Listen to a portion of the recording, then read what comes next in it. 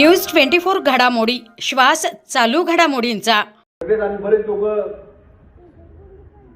सिद्धटेकला गेलो होतो आणि तिथं देखील आम्ही सांगितलं की आता तुमच्याकडे तसं आली नाहीये पुढं, आणि तिथं आम्ही सांगितलं होतं की तिथं जिधर आएगा आली उधर आएगा बजरंग बली।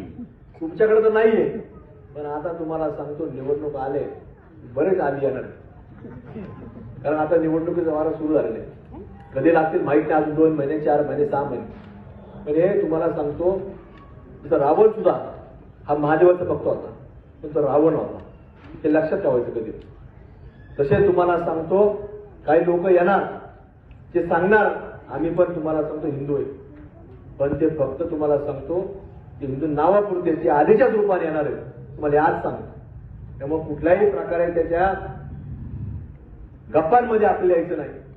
आणि ह्या देशामध्ये जसं एक चांगल्या विचाराचं, देशभक्ती विचाराचं, देशप्रेम विचाराचं आणि हिंदू धर्माचं सरकार आलं, तेच राज्यामध्ये आलं, आणि तेच उद्याच्या काळामध्ये तशा विचाराचं या आपल्या असणाऱ्या अहिल्यानगर महानगरपालिकेमध्ये त्याच विचाराचं सरकार हे आपल्याला सत्तेमध्ये बसलं।